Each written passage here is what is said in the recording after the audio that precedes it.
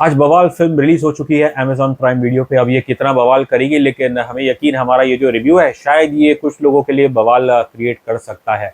इससे पहले फिल्म पे बात हो, please subscribe to my channel and don't forget to press the bell icon.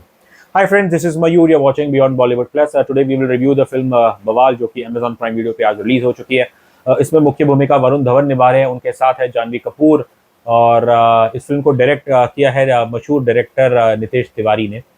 दोस्तों, अब इसकी मुझे यकीन नहीं हो रहा है, सच कहूँ तो नितेश तिवारी जो इतने बढ़िया डायरेक्टर है, जिन्होंने दंगल, छिछोरे जैसी फिल्में की है, और अक्सर वो जो उनकी वाइफ है अश्विनी अय्यर तिवारी, जो खुद एक राइटर डायरेक्टर है, अक्सर वो अपनी वाइफ की फिल्म भी लिखते हैं।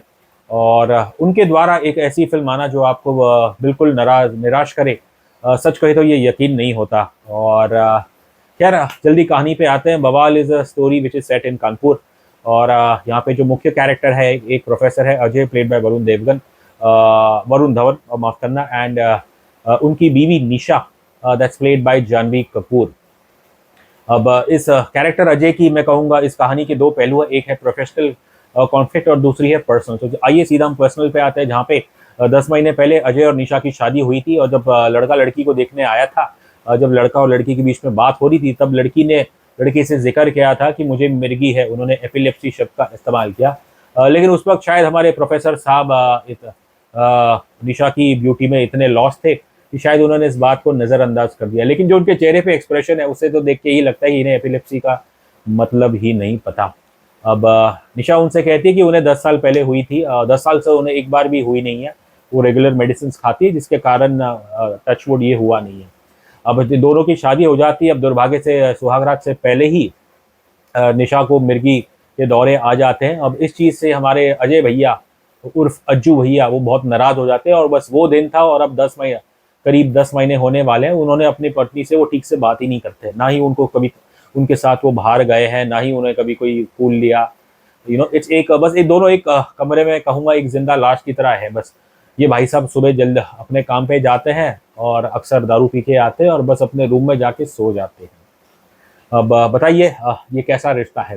तो कहीं ना कहीं ऑब्वियसली ये एस्पेक्ट जो है, थोड़ी बहुत ये आपको आयुष्मान खुराना और भूमि पेडनेकर की जो बहुत लाजवाब फिल्म थी दम लगा के आयशा, कहीं ना कहीं ये उसकी याद तो जरूर दिलाएगा। खैर, लेकिन इस फिल्म में जो एक एडिशनल चीज़ है, जो है प्रोफेशनल कॉन्फ्लिक्ट, वो थोड़ी अजीब और गरीब है। वो कुछ इस तरह है कि जो प्रोफेसर अजय हैं, ये एक बिल्कुल मैं कहूँगा कि it doesn't seem like a very competent teacher. जाहिर है, ऐसा लगता है कि इनकी नौकरी भी इन्हें सिफारिश से मिली है। खैर, जब आपके पिताजी एक बैंकर हो एरिया के, तो क्या पता स्कूल वालों ने कुछ लोन लिया होगा और बदले में इनसे नौकरी दिला दी होगी इनके बेटे को। और अक्सर जब ये क्लास में जाते हैं तो ये कई बार ब्लैंक हो जाते हैं। और जब ये ब्लैंक हो जाते हैं तो ये अपने बच्चों से पूछते हैं कि आप जवाब दो। अगर बच्चे ने जवाब दे दिया, तब तो अजय की इज्जत बच गई। खैर, लेकिन एक दिन जब इनका मूड खराब रहता है, ये गुस्से में आके एक बच्चे को थप्पड़ मार देते हैं। और फिर बाद में पता लगता है कि ये बच्चे का जो बाप है वो तो भैया लोकल लेजिस्लेटर है। और फिर एक लेजिस्लेटर साहब आते हैं, that's played by Mukesh Tiwari ji. और वो आके प्रिंसिपल से डिमांड करते हैं कि आप एक डिसिप्लिनरी कमेटी बैठाइए और इस मामले की कार्रवाई कीजिए और इस टीचर को आप बर्खास्त कीजिए। और बस तब अजय भैया, उन्हें एक अजीब और गरीब आइडिया आता है कि वो सोचते हैं नौकरी बचाने के लिए बस एक तरीका है। उनके मन में एक विचित्र आइडिया आता है। वो सोचते हैं कि मैं यूरोप टूर जाऊंगा और उन जगह पे जाऊंगा जहाँ पे वर्ल्ड वॉर हुआ था, और मैं स्टूडेंट्स को लाइव वीडियो कॉन्फ्रेंसिंग द्वारा मैं उन्हें एक लाइव क्लास या लाइव एजुकेशन दूंगा। अब सुनने में तो जैसे हमने कहा काफ़ी विचित्र है। और कहीं ना कहीं कहूँगा ये जो नैरेटिव है वर्ल्ड वॉर का, आप सबसे पहले सोचते हैं कि भाई यहाँ आपको आपकी नौकरी बचानी है और आप लाखों रुपया खर्च करके आप यूरोप टूर कर रहे हो वर्ल्ड वॉर सिटीज़ में। खैर, लेकिन इसका पैसा भी वो अपने पिताजी से लेते हैं। अब मुझे तो खैर ये सोचते हैं कि बस वो एयरपोर्ट पे जाएंगे, उन्हें पता होता है कि बिना उनकी बीवी के तो उनके पिता अनुमति नहीं देंगे 3 साढ़े 3 लाख रुपए की। तो वो अपने माँ बाप से कहते हैं कि मैं इसको भी लेके जा रहा हूँ। जाहिर है निशा भी खुश होती है, उन्हें लगता है कि ये शायद मौका है कि जो उनके रिश्ते के उन्हें मजबूत करने का। लेकिन एक दिन पहले अजय उनसे कह देते हैं कि मैं जब एयरपोर्ट पे जाऊंगा, आप एयरपोर्ट से ही वापस अपने मायके चले जाना, और जब मैं वापस यूरो टूर से आ जाऊंगा तब आप मेरे साथ वापस घर आ जाना। लेकिन निशा भी जिद पे अड़ जाती है कि नहीं, वो इनके साथ चलेगी। तो खैर, अब क्योंकि पैसे भरे हैं तो कोई हर्जाना नहीं है, तो वो अपनी पत्नी को लेके यूरोप टूर में जाते हैं और उन जगहों पे जाते हैं जहाँ पे वर्ल्ड वॉर हुआ था। आई थिंक जो फर्स्ट जो लोकेशन है वो है पेरिस। अब बताइए, आप सोचिए कि कहाँ वर्ल्ड वॉर और कहाँ पे यहाँ पे आप एक कानपुर के स्कूल में अपनी नौकरी बचाना चाह रही है।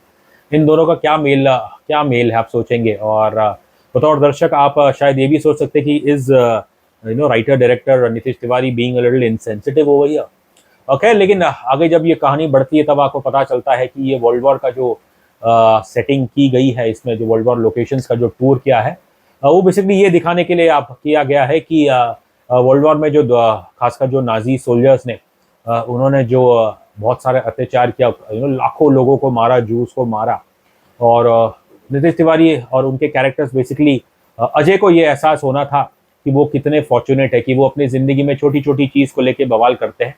और ये सिर्फ अजय पे लागू नहीं होता, ये हम सभी पे लागू होता है। बिकॉज कहीं ना कहीं कहना पड़ेगा, भारत के 75 साल आज़ादी के हो गए हैं, लेकिन somewhere down the line most of us have taken our freedom for granted. और जो हमारे पास चीज़ें हमारे हाथ में रहती हैं, हम उसकी कदर नहीं करते, लेकिन जब वो हमसे दूर चला जाता है तब हमें एहसास होता है कि क्या हमने खोया है।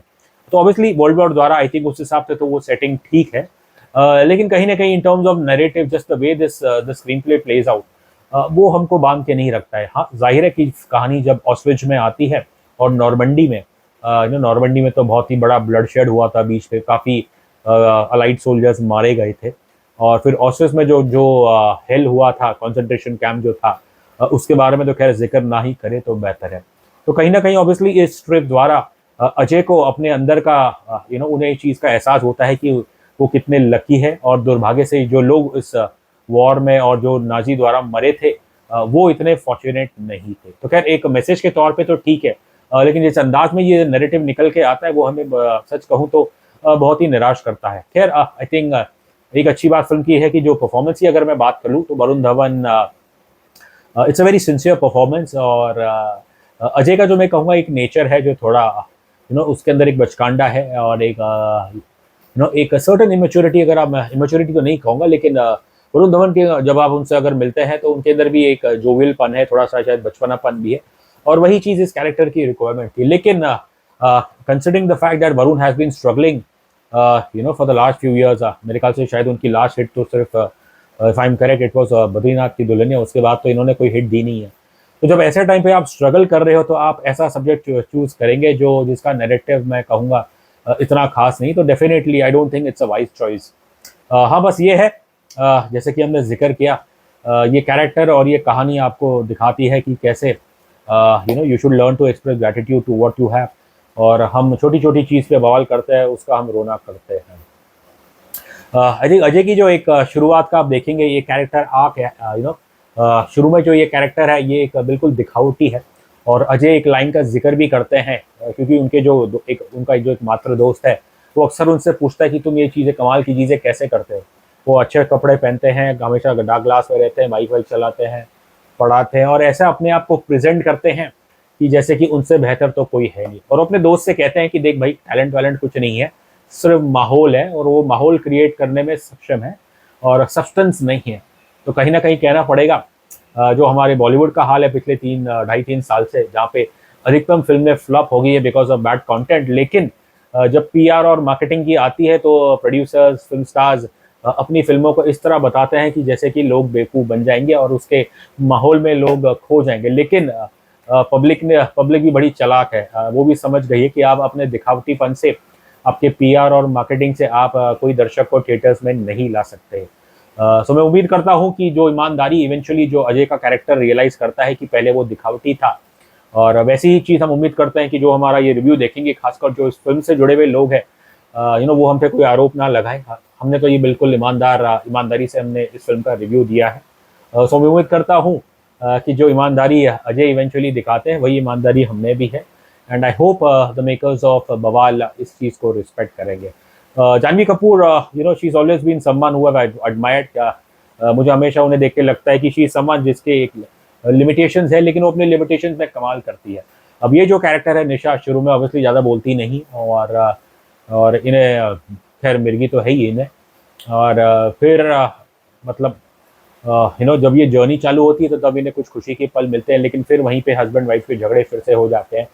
लेकिन एक चीज़ जो आपको अचंभित करती है कि यूरोप आने के बाद आप पहले तो आपको लगता है कि ये कैरेक्टर तो बस सहमा सहमा सा सेमी सेमी सी ये लड़की है, लेकिन वहाँ जाने का तो पता आपको लगता है कि ये तो भैया बहुत ही गिफ्टेड लड़की है, बहुत नॉलेजेबल है, अपने पति से तो 100 गुना ज़्यादा नॉलेजेबल है। और निशा एक लाइन का ज़िक्र करती है कि उन्होंने कभी भी अपनी नेगेटिविटी जो उनके अंदर खामियां हैं ना, उन्हें कभी भी उन्होंने उस चीज़ पे इतना सोचा नहीं है, और उन्होंने कभी भी उन्हें अपने सपनों के आगे आने नहीं दिया। तो ये आपको सोचने पे मजबूर करेगा, अगर लड़की इतनी स्ट्रांग है, मेंटली इतनी स्ट्रांग है, तो फिर ये लड़की कैसे मान गई कि बस इस लड़के से शादी करके वो घर बैठ गई। हाँ, उन्हें मिर्गी है, लेकिन given her positive attitude, given her knowledge, intellect, जाहिर है इस लड़की को तो कुछ ना तो कुछ करना चाहिए था। तो वो मैं कहूँगा एक डाइकोटमी है। खैर, इन टर्म्स ऑफ परफॉर्मेंस मैं कहूँगा Janhvi has done a reasonable job. और एक चीज़ जो मुझे थोड़ी अजीब ये लगी है कि खासकर ऑस्ट्रेस में जब एक गोरा आदमी अंग्रेजी में बात कर रहा है और ये दोनों सुन रहे हैं, लेकिन यहाँ पे निशा वो गोरा अंग्रेजी में ही बोल रहा है, और वही वही चीज़ को निशा इंग्लिश में ही ट्रांसलेट करके ये भाई साहब को बता रही है, हमारे अजय साहब को। अब भले ही अजय शायद इतने पढ़ाई में इतने तेज ना हो गए, लेकिन भाई एक कॉलेज के प्रोफेसर है, कम से कम उन्हें एक बेसिक इंग्लिश तो आती होगी, क्योंकि वो इंग्लिश स्कूल में पढ़ाते हैं। अगर उन्हें इंग्लिश नहीं आती तो वो शायद हिंदी मीडियम स्कूल होता था। तो खैर, ऐसी कुछ अजीब और विचित्र कहानी है इसकी। और स्टोरी जो अश्विनी अय्यर तिवारी की है, और इसे डायरेक्ट नितेश तिवारी ने किया। कहना पड़ेगा, हमने कभी सोचा नहीं था कि हमें एक दिन ऐसा आएगा, हमें कहना पड़ेगा that we have witnessed the most disappointing film by Nitesh Tiwari. Film का क्लाइमेक्स अच्छा है, जो इसका मैसेज है वो अच्छी तरह से निकल के फाइनल में आता है। लेकिन इससे पहले ये फिल्म बिल्कुल भी आपको इतना बांध के नहीं रखती है। बस फिल्म के शुरू के जो 5 मिनट है जिसके अंदर अजय के कैरेक्टर का इंट्रोडक्शन है वो अच्छा है, लेकिन उसके बाद से फिर बस एक मैं कहूँगा एक बोरियत छा जाती है बवाल में, और ये फिल्म हार्डली कुछ ही आपको बांध के रखती है। गाने भी मैं एक आध गाने हैं वो ठीक ठाक है, लेकिन they are not enough to lift this film. तो खैर, अगर रेटिंग की बात करें तो हम इस purely for the sincere performance of Varun Dhawan and a decent effort by Janhvi Kapoor, हम इस फिल्म को देते हैं 1.5 स्टार्स।